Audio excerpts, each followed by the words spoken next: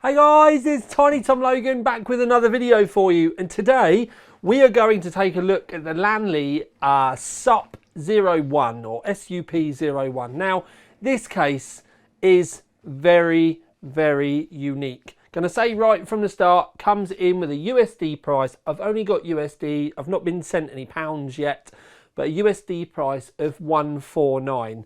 And when I say it's unique, I mean, look, there's no graphics card here at all. It's not even that wide. The motherboard is like in the middle of the case. So it's quite a unique layout, it's quite a unique case, and it takes someone with a unique kind of brain to look at this and think to themselves, I've got an idea for that. And if you're one of those special people, then you are going to love it. But let's see if I can try and tempt you to see if this could be the next case that you put on your desk. Now, we always start at the top and the front of the case because more often than not, the switches are up here. And in reality, all we have up on the top is a removable mesh panel, which I need to get hold of. But we will talk more about this removable mesh panel later. And then you do have a long mesh panel here, but the buttons are extra special because they're here. And I'm not joking here, that's your power and that's your reset switch. It's actually the Lian Li logo. And I love that. Like, that is very special. Then round on the side, you have two USB-A's, 3.2 Gen 2, a USB-C, combined headphone and microphone, and then these switches are for the RGB. Now, this section around here is RGB controlled, and there's another bit up here on what we'll call the riser card, and that can all be controlled through your motherboard software with your RGB, or you can actually just do it with the case as well, because there's a controller. So there is multiple options. You don't need to have expensive kit. You don't need to have addressable RGB on your motherboard if you don't want to, but you can have it all connected and synced up if you do. It's kind of difficult to know where to start with this case because the layout is just not normal. But you can see straight down the middle here, the motherboard is in the middle and straight off to one side. The back is where the majority of the airflow will be generated, we'll call it, but we'll get there in a minute. But as you can see, there's no graphics card in the normal place. There's nowhere for us or no way for us to do a vertical mount at all. And that is because the graphics card, as you've probably already twigged, is hidden underneath the front panel. Now, the front panel does have some dust filtering on it. It is the only place on the case where there is dust filtering other than the power supply, which is at the bottom. But this is the dust filtered intake area of the case. I told a fib. There is dust filtering in the roof. Normally with the roof, we would say that this would have been part of the exhaust area because obviously heat normally wants to rise and go out that way, but there is dust filtering up there. So basically there's no dust filtering on the back because this is the exhaust for the chassis. But this front section here, effectively you can move the mount for the graphics card down and up if you want. There's only a small amount of up and down that you can do. It can also be moved side to side to be able to best suit your graphics card. Now, you may be wondering why you might want to do that, and I've left this on purpose because if you look, you can see that the graphics card isn't central. So you do have the option to be able to fine tune. You also have the option to be able to drop it lower to be able to give you better clearance. And it's all going to depend on the width and girth of the graphics card that you've got. Now, technically you have 4 slots in the front and I have mounted mine right in the middle. So even if you had an enormous graphics card like the Aorus Master, they do supers and, you know, basically all the NVIDIA cards, but the Master anyway is massive. That will go in here and you'll have ample room. It's more than a 3 slot, but not quite a 4, but it does mean you'll have acres and acres of room there. With graphics cards now, with most of them being open frame, it does mean that it's going to dump the air down all the ways, because it's going to come out the bottom, it's going to come out both sides, and then that brings us on to where the airflow technically is going to be going, because as I've said, you do have mesh in the roof, there's mesh all down the sides here, although there is an optional upgrade. And when I say optional upgrade, I mean it comes in the package, but it's up to you whether you want to fit it or not. And the idea with this is you fit a fan to it and you blow air into the case. It's not an exhaust, it's something that you want to blow out. Now the reason why I'm not particularly au fait with this is it's not going to be dust filtered, so the fan's going to get all caked up really quickly. And yes, I think down this side, the motherboard side, having more airflow in there is going to be important. But on the back section, I'm not entirely sure. And this is one of the bits I think is a bit janky and a bit of an afterthought, and I'm not too sure about it. It doesn't feel particularly Lian Li to me. Now, when I open the back section is where all the action is happening. Now, with the back section, you can see that we have 3 fans here. These are the fans that come fitted from the factory. You get 3 120s. But what I have done to try and show you what is going on is I've fitted an AIO in here as well, because you can see on the other side we have the hosing, we have it all in there, and you can get it in there and get it fitted. Now what you do need to do is remove the little screw up in the top right hand corner to be able to release the panel. You can do the same on this side as well. It's 1 screw. Well, there's actually 1 on the top as well, but then you can remove it. Now, by tipping the case over on the side, you can see that I've removed the 4 screws, and then this panel is then removable, and that's your access in. Now, the 2 panels here can still be removed the other way. I just laid the case down so that we can get a better view. You can see that we've got the radiator in here, the fans, and there is room. You probably could get 2 sets of fans in there for push-pull if you wanted, but it would be incredibly tight on the back of the motherboard. So for the sake of airflow, I'm going to suggest a 30mm radiator, maybe 35 at an absolute push will be the maximum, because your airflow has to come through the vents at the back or from the vent at the side.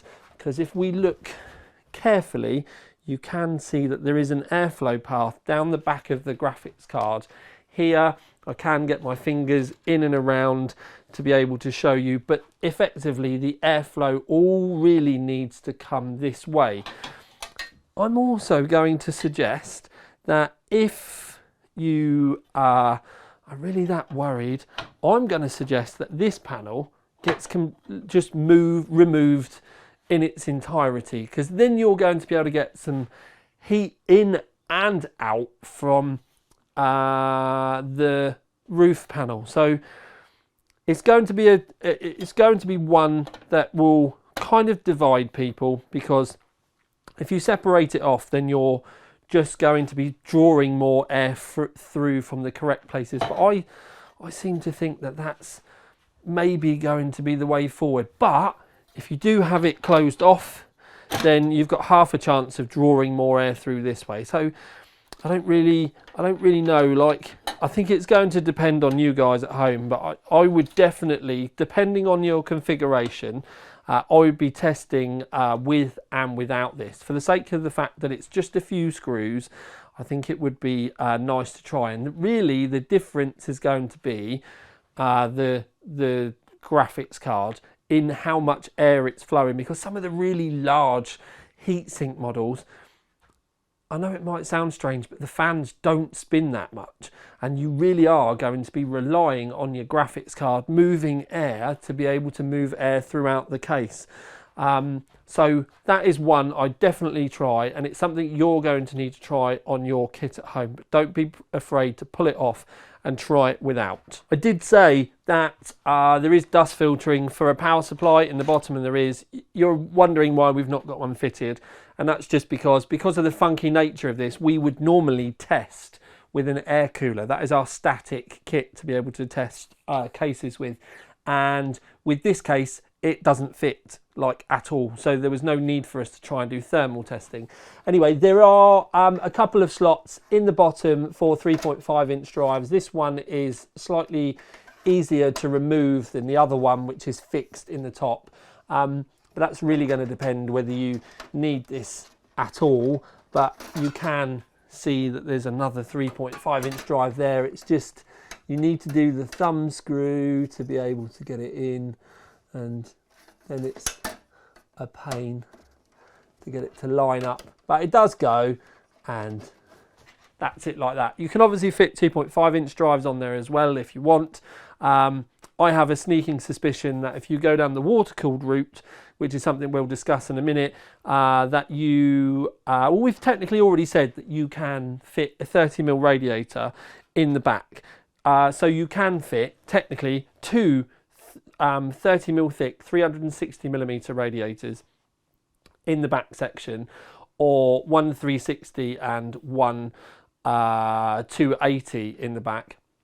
But anyway, I think that if you're going to go water cooling, and I think a lot of you might do with this, this is going to probably be the area that you're going to end up having a pump or a reservoir, unless you go down here somewhere and have it on display. Okay, so in the main arena, something I did like, and I think it's something that doesn't get done often enough, you can see that we have a mirrored panel right in the bottom of the case, and I actually really like that. Such a simple thing, but I really enjoy it. Underneath it, there are actually mounts for 2.5 inch hard drives as well, which this can completely disguise if you want.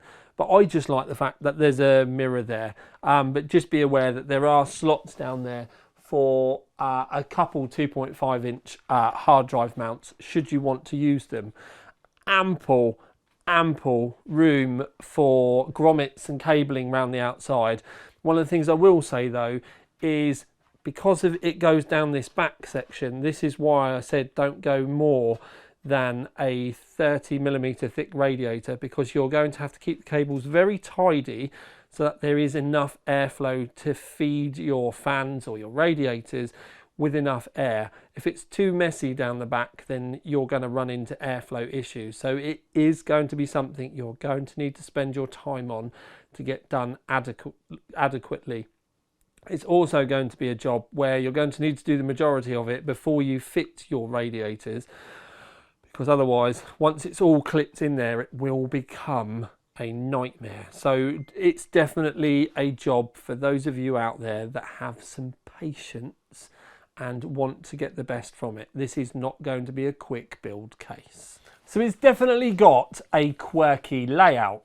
It's definitely also never going to win any awards for mass airflow, and you are going to need to spend your time on this chassis to get the best from it. Cable routing and cable tidying is definitely going to be super important. So you are going to need to spend time thinking about routes, clipping things back and getting things incredibly tidy. It also might be a good excuse for you to head over to someone like Cable Mod to get perfectly cut and length matched cables for your power supply, so that you can get things incredibly tight without too much sag and worry. But if you don't do that and you are on a tight budget, then please try to use and get as much of your cabling down hidden in the bottom as you possibly can do. And if you're not going to need to use the hard drive mount, get everything hidden down there as much as you can. But still remember that even the bottom of your graphics card, where your VGAs get plugged in, are going to need room around there to breathe, because a lot of them have vents coming out the back and will still exhaust a fair amount of air down there anyway. One of the things I did think though was, this is basically the port where your VGA cables are meant to come out. Me, for example, I use quite a few monitors on my desk because I like productivity, but many people out there run 2, 3, sometimes 4 screens and more. I, for example, have multiple monitors, and then I also have a feed going out to a TV, which is separate up on the wall, which loads of you do at home, that you, when you're working or surfing or whatever, you have a film on in the background. I don't think this grommet is big enough to be able to get multiple display ports or HDMIs through. Even if you plug one in at a time, I still don't think this is going to be big enough for that. So Lian Li in this regard should have had that grommet significantly larger to have made multiple monitor users' lives that bit easier, especially when they've got to come out and round anyway. Other than that, it's a brave case for anyone. I also think, in reality, the graphics card, yes, it's right at the front, but I still think a graphics card needs some air directed towards it, to rely on the graphics card to be able to pull the air through the front of that case. I'm not entirely sure, and it's going to be very graphics card specific. I do actually think that the majority of you at home are going to end up running your fans on your graphics card harder than you would normally to keep the same temperatures, because we are all used to air being fed in by other fans, and you can't just remove those other fans that are blowing air at your graphics card and then expect the graphics card to have the same temps. The graphics card fans will ramp up accordingly to try and maintain the same sort of temperatures. So it's a shame, but I'm going to say I think the Ace card for this case in reality is going to be water cooling, because you can effectively have 2 360s in the back. You can either mount your reservoir here, or down in the bottom would be where I would put it.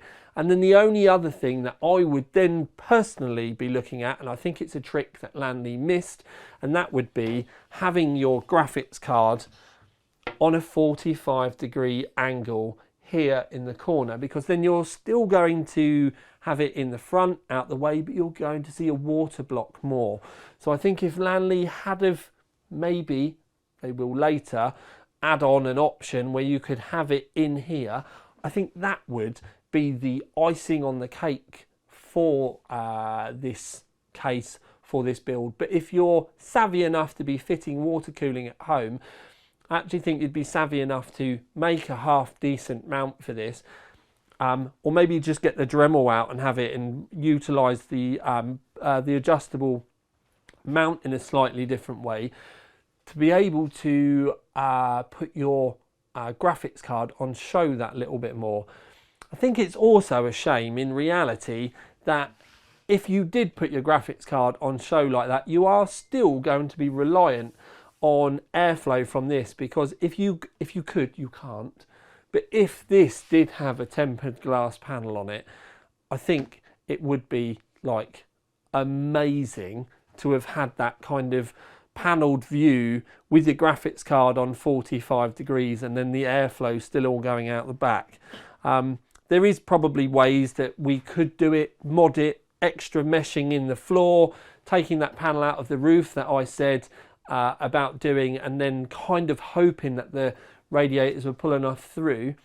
I think it would be worth trying, but then Lian Li aren't going to have a glass panel to be able to cover it up with, and then you're going to be reliant on making your own. But I think if they had, yes, it's not going to win any airflow awards, but if it was just for water cooling, I think it'd probably be well worth it. Anyway, my review of this is complete. Please remember to like, subscribe and comment. What do I think of it? I think it's worth an innovation award. I think it's a brave step in a kind of a new direction, but I also think that with a couple of revisions on this, it could be an A-class case, and I'd love to see Lian Li maybe come back with a SUP-02 or a SUP-01A with a few changes that I've suggested, because if I'm completely honest, if they do and we have glass options for the front, even I'd build my rig in one.